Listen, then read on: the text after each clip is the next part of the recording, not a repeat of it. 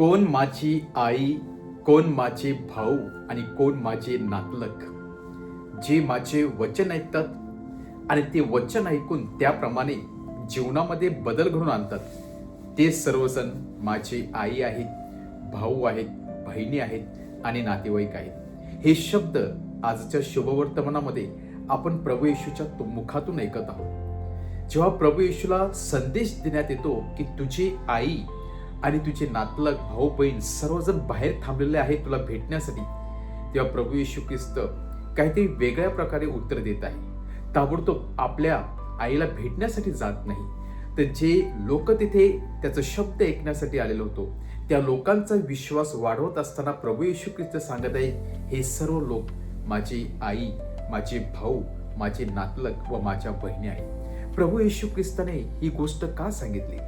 कारण जरी प्रभू येशू ख्रिस्ताला पवित्र मरियेनं जन्म दिलेला होता, प्रभू येशू ख्रिस्ताची पवित्र मरिया ही खरोखरी आई होती, तरी सुद्धा प्रभू येशू ख्रिस्त एक पाऊल पुढे जाऊन आध्यात्मिकरित्या नातेसंबंध निर्माण करण्याचा प्रयत्न करत आहे. कारण प्रभू येशू ख्रिस्त जरी मनुष्य असला असता तरी त्याच्यामध्ये जो आत्मा होता तो पवित्र आत्मा होता, तो परमेश्वराचा आत्मा होता. आणि म्हणूनच नक्कीच त्याने आपल्या आईला मान सन्मान दिला. ज्या आईने त्याला जग दाखवलं आणि ज्या आईने त्याचं संगोपन केलं, तो आईला विसरू शकत नव्हता. आणि म्हणूनच क्रूसावरती शेवटचा श्वास घेत असताना प्रभू येशू ख्रिस्ताला आपल्या आईची चिंता होती. ज्या आईने मला जगात पाठवलं त्या आईला आपल्या जवळचा शिष्य, ज्या शिष्यावरती तो प्रीती करत होता, त्या योहानाला स्वाधीन करून प्रभू येशू ख्रिस्ताने मोठी जबाबदारी किंवा महत्वाची कामगिरी बजावलेली आहे.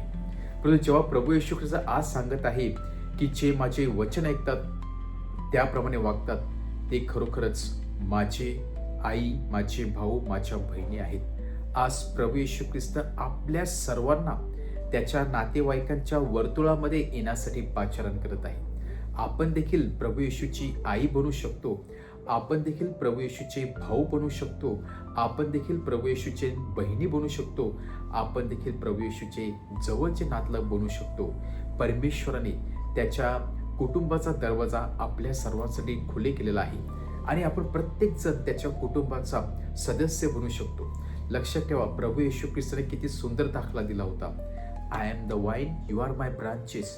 मी खरोखर द्राक्ष वेळ आहे आणि तुम्ही माझे सर्वजण सदस्य आहात, फाटे आहात. आपण प्रत्येक जण प्रभू येशू ख्रिस्ताच्या त्या कुटुंबाचे, त्या वेदीचे सदस्य बनू शकतो जर आपण प्रभू येशू ख्रिस्ताकडून जीवन सत्व घेतलं, प्रभू येशू ख्रिस्ताकडून ते शब्द घेतलं, प्रभू येशू ख्रिस्ताच्या शब्दावरती मननचिंतन केलं आणि त्याहीपेक्षा प्रभू येशू ख्रिस्ताचं अनुकरण केलं, तर जे फळ प्रभू येशू ख्रिस्त स्वतःच्या जीवनामध्ये प्रोड्यूस करत आहे ते फळ देखील आपल्या जीवनामध्ये आपण प्रोड्यूस करू शकतो, निर्माण करू शकतो आणि इतरांना आपण आनंदित करू शकतो.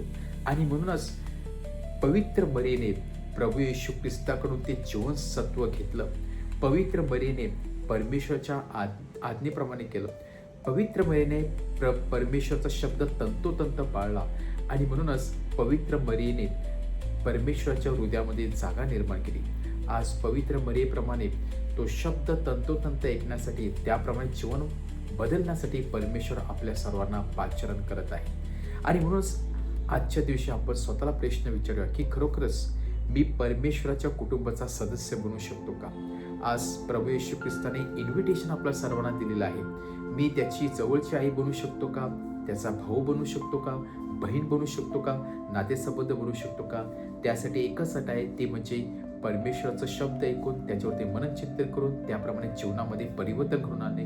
आपण परमेश्वराच्या जीवनावरती वचनावरती मननचिंतन करूया आणि त्याचप्रमाणे जीवनामध्ये बदल घडून आणण्याचा प्रयत्न करूया.